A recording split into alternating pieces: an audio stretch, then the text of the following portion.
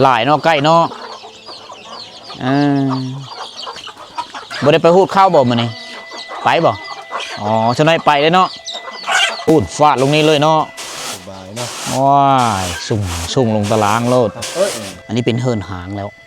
มีฮูว่าเขาเจ้าย้ายไปอยู่เฉยเลยสดทรงเฮิร์นนี่ก็เป็นเอกลักษณ์ของเผ่าตรีเลย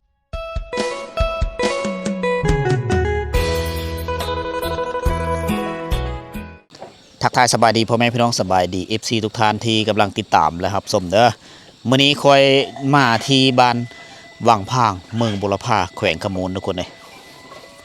เมื่อคืนนี้2ไอ้น้องเฮากับบ่าวตุกวิธีลาวมาฮอนนี้ก็พอดี7 โมง 8 โมงคืนนะเส้นทางโอ้โหโหดขนาดเลยแต่ว่าเฮามันเป็นกลางคืนก็เลยไปได้รีวิวมาให้ทุกคนได้เบิ่งนะบักขากลับก่อนสิท่าเส้นทางไปให้เบิ่งเด้อทุกคนเด้อ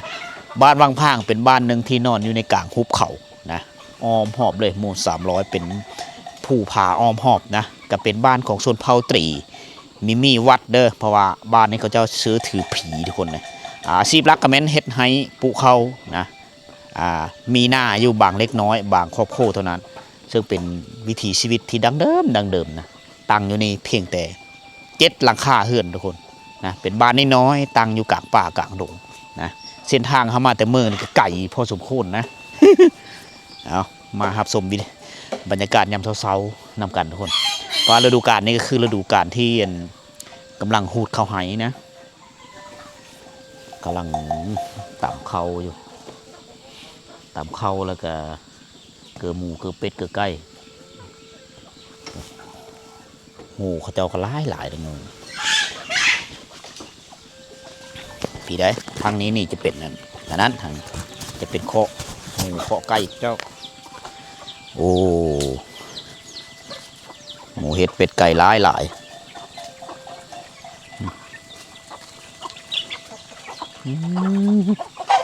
อันนี้เคาะหมูก็เจ้าเห็ดหัวอ้อมไว้นี่3-4 แม้เลยแต่พอจะเห็นก็เจ้ามาซื้อหมูน้อยอยู่เขตนี้ด้านเทิงจะเป็นเคาะไก่ไก่ก็เป็นแบบพันไก่ลาดเท่าธรรมดานี่มีพญาติแถวนี้สัตว์เลี้ยงก็เลยยังหลาย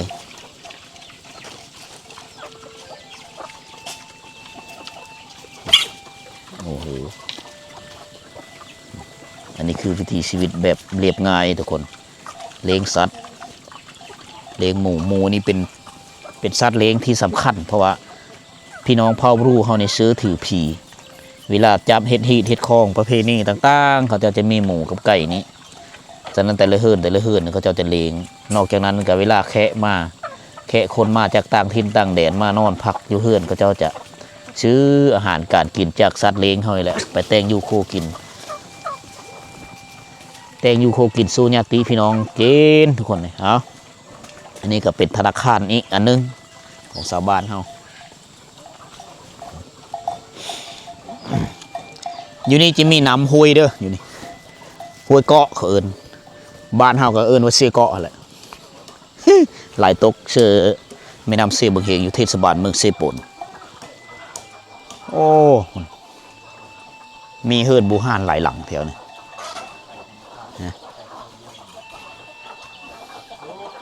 โอ้ยูฮานกับไก่อยู่นี่กับไก่เนาะเบิ่งบรรยากาศก็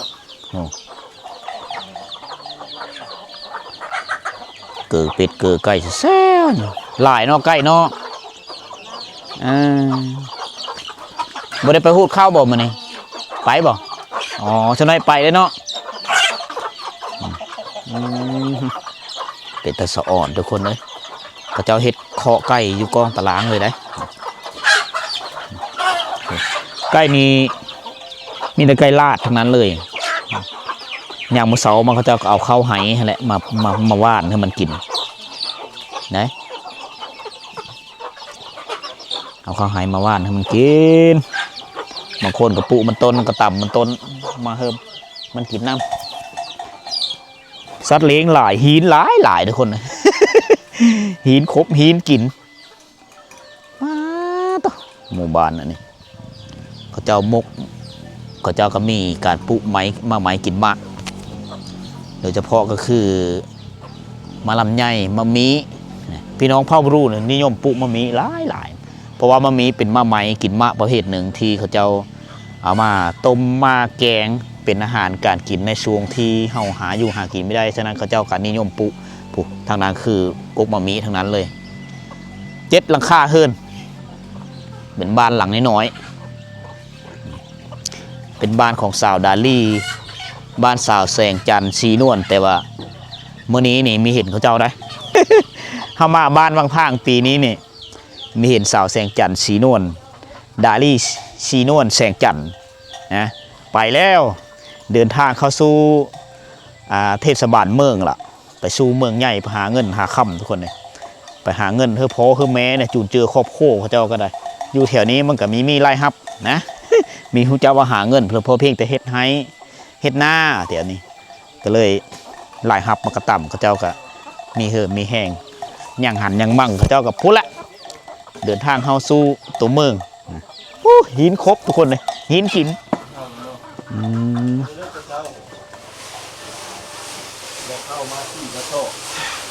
พูดได้นี่เนาะพี่เราบายหูดูแท้หินกินหินเหรอ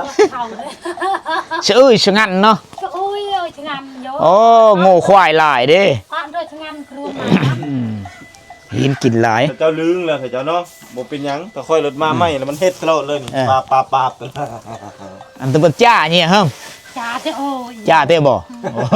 กินมันบ่กินที่กันเนาะเจ้ากันเนาะโอ้ได้ลูกนึงแล้วโอ้นี่เหรอผู้ชายแม็กแซมบ่แล้วก่อนนะก่อนเนาะเพิ่งโดยใช่ไหมกำมัดโดยมาเล่นบ่กลมเอ้ยเนี่ยแต่ช่วงตะบุตรชิบก็ชอบจำมาไหนนะบ่ได้30กว่าชอบหวดเสื้อหวดเนาะอันนี้หวดแล้วคือเขารีบมันรีบมันรีบเด้รีบเลือกใครทุกคนรีบมันรีบหลายเลยพูดฟาดลงนี้เลยเนาะสบายเนาะว้ายสุ่งลงตารางโลดง่ายเนี่ย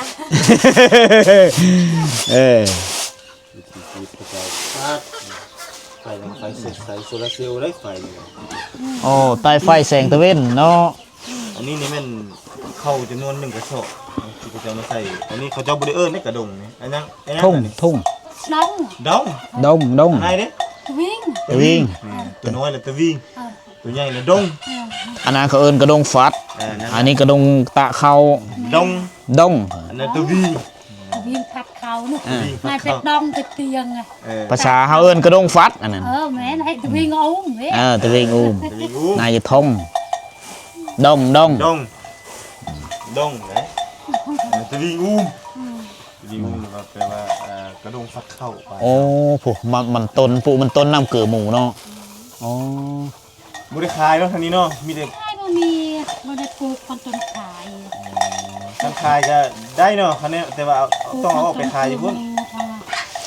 เส้นทางมีเธอว่าเลยกันปลูกขายกับมีผู้เฮามาซื้องัวจะมันอันนี้เนาะงัวเขาเบิดบ้านมีเจาะได้แถวนั้นเจาะป่ะเจาะน้องเป็นตะแกงมังกรเนาะมังกรแล้วตะแกงอันนี้อันเจาะเห็นข้าวสุกเลยบ่สุกแล้วแต่เช้าเนาะมื้อนี้ไม่ได้ไปฮูดนี่บ่มื้อนี้ไปป่ะแล้วนี่ก็ไปเนาะเข้าอีกแล้วพี่น้องไปฮูดแล้วก็ออกม่วงเข้าเนี่ยฮูดมันต้องเป็นเนาะเข้าเขามาเล่นแนวพันโดยมาเล่นไปน้ำเลยแสดงว่าเข้านี่เนี่ยมันเด็ดปรุงใหม่นู่เข้าอย่างว่าเข้าพีอ่ะมันชื่อว่ามันเป็นยังไงเป็นใบมันงามนะมันมีงามมันรีบหลายมันเลยอ้อนำเข้ามันรีบดินมันงามพวกนี่มันอ้อโหงสวงฤดูฝนช่วงฝนตกห้ามมันก็เลยรีบหลายขอบใจหลายขอบใจเด้ออันนี้ก็แม่นเมื่อบ่นี่ชามไปทอด3 สอบเขาสอบที่4ตัวนี้เนาะบุญอันนี้นะ หางต่อหางนี่หางต่อหางนี่ต่อเงินเอาคำต่อแค่เอาคนมาเยี่ยมยามเพื่อนซ่านนั่นนี่ต่อญาติพี่น้องความเสือของเผ่าบรูหินกลิ่นทุกคนเลยไม่ได้ถือยากันหินมาช้ำเหมือนนี้เบิ่งแล้วมันคักสะอ่อนบานเนี่ยมันเป็นบานที่งามนะปุ๊บเบิ่งก่อนหน้าผาผู้หินนำนอตั้งสงกอยู่ในกลางหมู่บ้านตะเวนออกทางนี้เด้อทางนี้จะเป็นด้านที่ตะเวนออกราคาประมาณ10 ปลายกว่าล้านนี่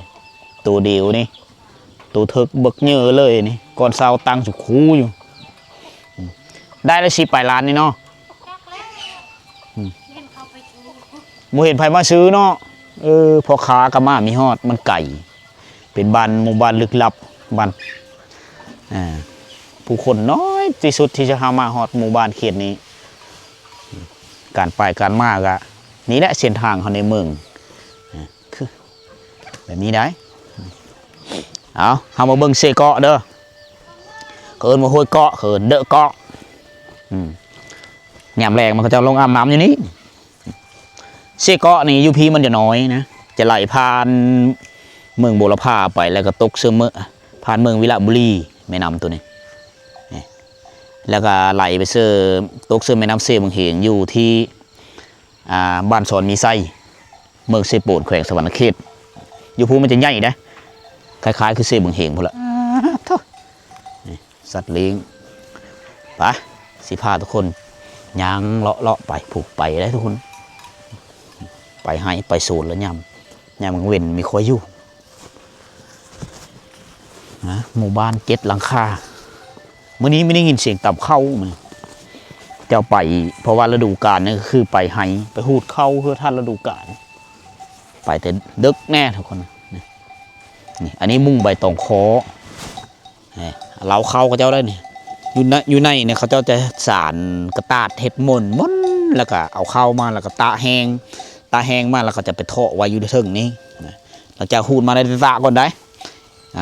จะแตกต่างกับเผาเฮาเอามาแล้วก็เอาขึ้นเหลาเลยเพราะว่าเข้ามันแห้งแล้วแถวเฮานะแต่เขาเจ้านี่ในซูงนี้เขาเจ้าหูดมามันเข้ามันอย่างดิบนะเขาเลยเอาไปตากแดดก่อนเมื่อเลยฝนตกมันมีแดดเขาเจ้าก็ย่างไฟเอาทุกคนเลยนะเพื่อสิได้เข้ามากินมีธรรมดาเลยแถวนี้เป็นหมู่บ้านที่สัตว์เลี้ยงงูควายร้ายมีรถไถนะสำหรับแก่ข้าวแก่น้ำอยู่ทางทิศตะวันตกนี่ก็จะมีทงหน้าทงหนึ่งแต่มีลายแล้วทุกคนประมาณผลเลยครับกับประมาณ30 ซอบสำนั้นละเข้าแถวนี้มันมีเนื้อที่กว้างขวางรถไถนานี่ก็เฮามานี่แหละคือไม่ได้ออกในเมืองเลยได้นอกจากพุ่นละฮอดนัดฤดูนาแรงพอละเขาจะจึงออกไปดิงูควายหลายหมู่บ้านจะเงียบเงาเด้อตอนเช้าเพราะว่าไปแล้วผ่ายก็ยังอ่องก็ผ้าไปมันละแต่เช้าคุณนี่น้ำกินเขาเจ้าน้ำใสน่าจะเป็นน้ำลิ่นน้ำทอที่ต่อมาแต่ป่าแต่ดงยัดไปแล้วเด้อหมู่บ้านกี่เนี่ยตึงวินเนี่ยไปเบิ่งเราตักน้ำบนบ้านนี่มีน้ำปล่อยบ่อนปล่อยน้ำบ่อนเดียวนะแล้วก็จุดที่2ก็คืออยู่สุกสลาอยู่ห้องหมอน้อยเขาเจ้าก็โตเป็นเห็ดห้างให้ได้ไฟฟ้าเขาเจ้าอันนี้ได้ไฟฟ้าจากแสงตะเวนโอ้มีห้องชีและเฮิร์นนั้นสาวดาลี่นี่โอ้หนังง่อยเฮิร์นคักแท้เหมือนนี่ โอ้อันนี้คือบอลลินสบายดี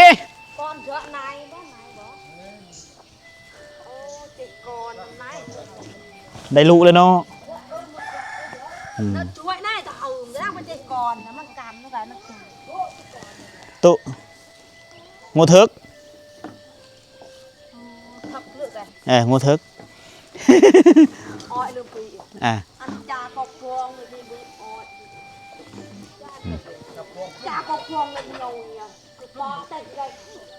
รุ่มมาจากพวงจากอกพวงองค์การแบบเล่นมันน้ำเยอะเลยดีอ้อยทางปีก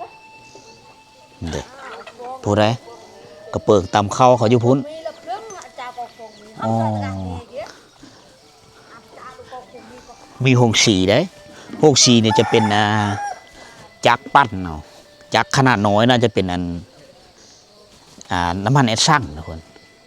อีกเฉพาะจะไม่ได้ยินเสียงตามเข้าปึ้งปึ้งเรียบร้อยนะเฮ้ยปั๊มบักชิปแล้วนี่ พูดไก่ยังหึนอยู่พูน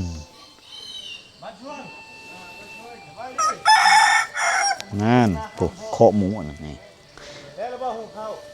แล้วนะโอ้ได้ยักษ์ซอกปีนี้ โอ้สะอ่อนไก่นี่ ชาวสามพริกเนาะชาวสามพริกกระชอกน้องเห็ดให้เพิ่น ลูกสาวไปได้มาบ่ไปทางไหนเบิดแล้วลูกสาวฮะ ไปแล้ว ไปแล้ว เอาปัวหมดแหละ เอาผัวมาแล้วอ๋อ โอ้ดาลีเก่าผัวแล้ว ดาลีก็เอาเมืองยมราชคุณ โอ้ เอาดาลีนะเอาผัวอยู่เมืองยมราชผัวแต่งงานแล้วบ่ แต่งแล้ว โอ้ยสิได้ไปจักเนาะมาแต่งอยู่พี่เลยเนาะ เขามาแต่งพี่บ่ เดือนหกนี่ เออ แต่งแล้ว หากันแต่งเดือน6บางนึงนี่โอ้ยเสียดายบ่ฮู้คันฮู้มาถ่ายคลิปเอ้ย น้องดาลีแต่งงานเรียบร้อย เอาผัวอยู่ยมราชแล้วพี่น้อง โดยนอนสุขศาลา สิไปไสต่อมื้อนี้หูดเข้าแล้วล่ะ แล้วเขาอยู่เพื่อนพักผ่อนก่อน เลยเลย ขอบใจยังสิไปห้วยเฮ็ดอยู่นะนี่แหละเพื่อนสาวดาลีเพิ่น อืม เอาผัวแล้ว ยังเหลือแต่พอกับแม่ใบเนาะเอาผัวมาแล้ว นี่คือลูกชายนี่เอาลูกชายใหญ่พุ่นแหละ อืม ใครมาเฮือน เพื่อนลูกชายเยอะจะพอแห้งแล้วยังน้อยอยู่ลูกชายก็ได้ ไปแล้วไปบอกเอื้อ บอกเกือผู้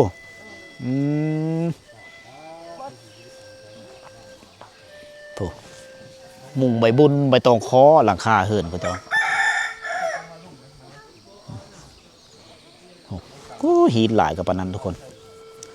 นี่อันนี้นี่จะเป็นอันเล้าเข้าเขาเจ้าเกือเป็ดเกือไก่จะแซ่อยู่หั่นแหละเฮ้ยหมูกระป๋อยแถวนี้อันนี้เหินสาวสีโนนพูน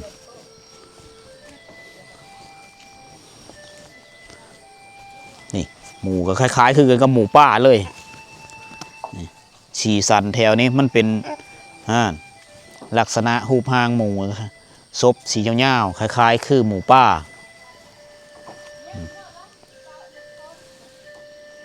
มาฮิวน้ำเมื่อบันสีได้มาตักน้ำไก่เขาจะเอากระตุกมาฮิวมาหาบเอาผู้มงคลกันเลยแปลงรถละลูกสาวแต่งงานแล้วว่าเอาโพแล้วบ่ชีนวนไปทางไหน ไปเรียกแล้ว ไปเฮ็ดเวทเลยไปหาเงินแล้วเนาะ เออไปเฮ็ดเวทอยู่ท่าแค่หูดเข้าแล้วบ่ย่างเนาะกำลังหูด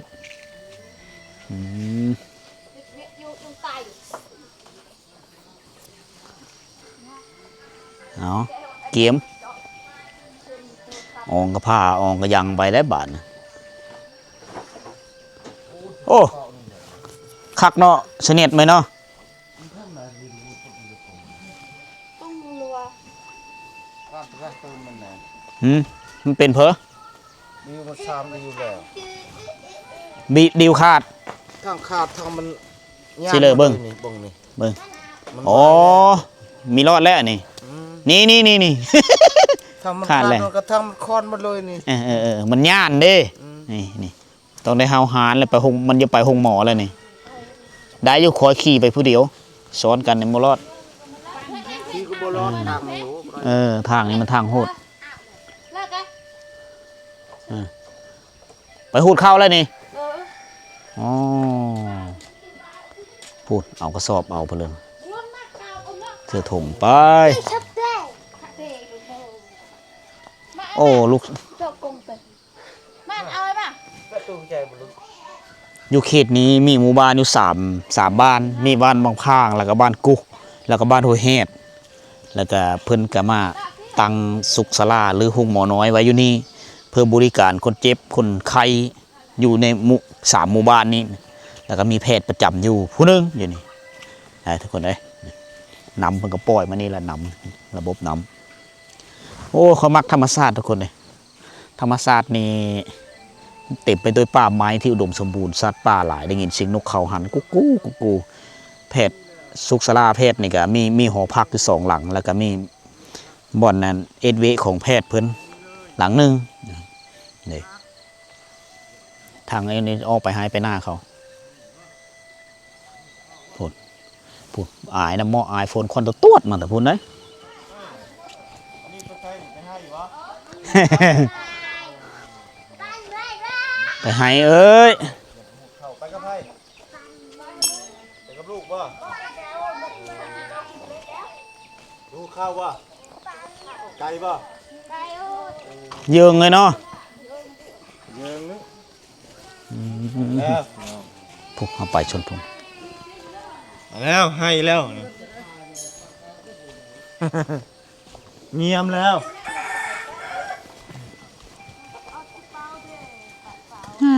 โจเจไปแล้วครับขนาดวิถีชีวิตย่ำเสา จะได้แต่ไม่ได้เห็นสาวๆเนาะ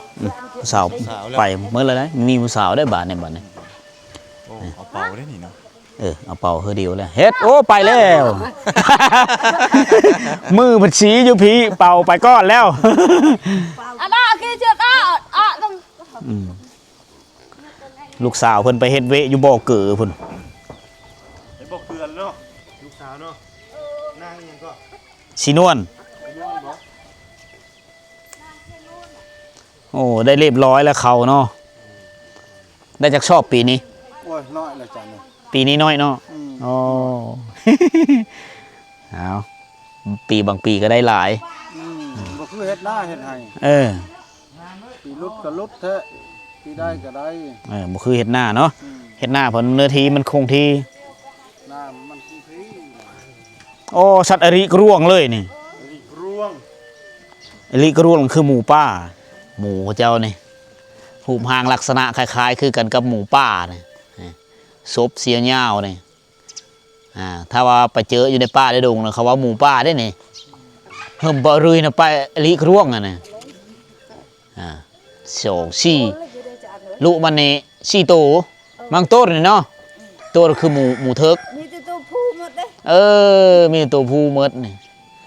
ขายตัวน้อยๆตัวจักแสนอยู่พี่ ทีนี้ เราทำแล้วเขาก็ได้ 5-6 แสนหมดเลยเนาะเลี้ยงไว้ขายยามจำเป็นบางปีเ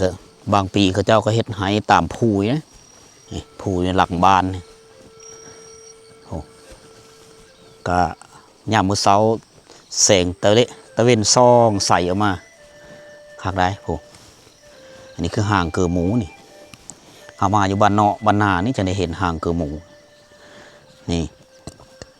ยามมื้อเช้าแมลงเขาเจ้าเกลือซะนี่แหละนี่บ้านเอิ้นห่างหมู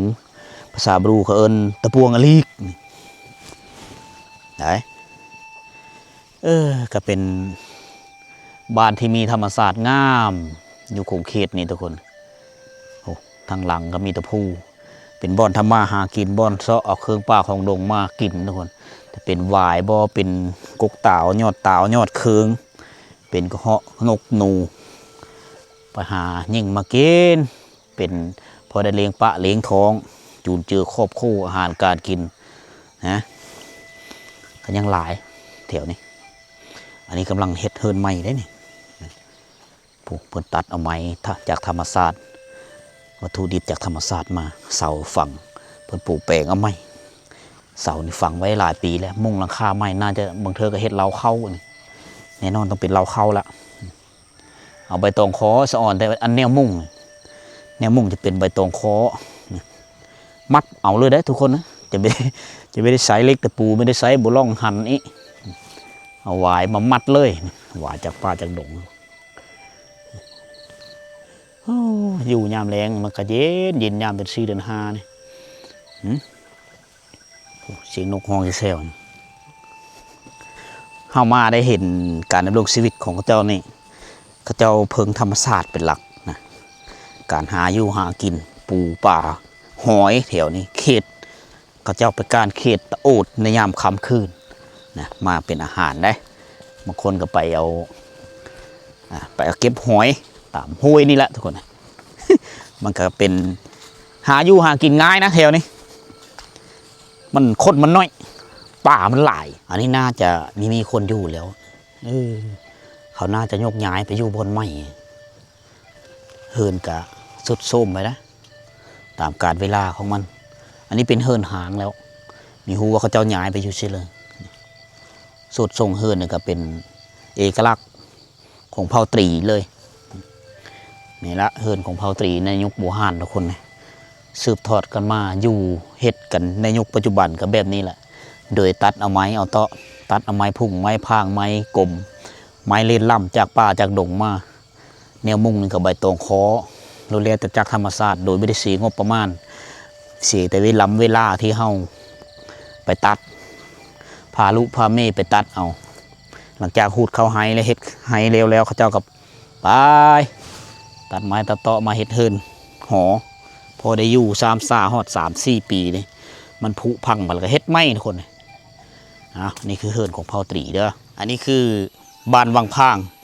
เมืองโบรพาแขวงขโมนทุกคนก็เป็นหมู่บ้านที่ว่าน้อยๆตั้งอยู่กลางป่ากลางดงนะถ้าเราตรงไปทางหน้านี่ก็ไปบ้านกุ๊กแล้วก็บ้านห้วยเฮ็ด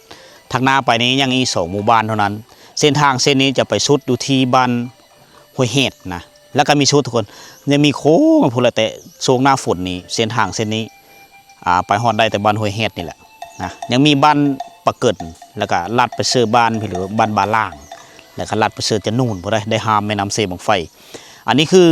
ขอบเขตต้นกำเนิดของแม่น้ำเซเกาะแล้วก็อยู่เขตบ้านห้วยเฮ็ดนี่แหละแถวนี้แหละทุกคนเลยนะเป็นหมู่บ้านชนเผ่าบรูชนเผ่าตรีแหละเผ่าบรูเนี่ยมันมีหลายชนเผ่าได้จะมีตะโอ้ยมีกระตางมีมังกรแล้วก็มีตรีนะมีกระตูหลายๆคันว่าบรูนี่เป็นเผ่าใหญ่นะแล้วก็ย่อยไม้หลายๆกลุ่มภาษาที่ขึ้นกับเผ่าบรูนะเขาเอิ้นว่ากลุ่มภาษามอญคแมร์แหละนะอยู่ประเทศไทยก็มีได้อยู่เขมรก็มีอยู่เวียดนามก็มีทุกคนบรรดาชนเผ่านี่อยู่กระแจกกระจายอพยพไปกอดตอนไปตั้งแต่สมัยบูฮานไปแหละทุกคนนะมีการมีฮู้ว่าปี1,900เทเลจะอพยพไปอยู่ประเทศไทยก็มีแต่ฉะนั้นมาอยู่เขตอยู่สปปลาวก็ยังมีหลายเมืองอยู่เมืองโบรพาในหลายรีเมนเผ่าตรีได้ที่ตั้งบ้านเฮิรนแล้วก็ที่อยู่อาศัยกระแจกกระจายอยู่ตามป่าตามดงตามผู้ดอยต่างๆอาชีพหลักของเจ้าแถวนี้ก็คือเฮ็ดไห้ปุเข้านะเลี้ยงงู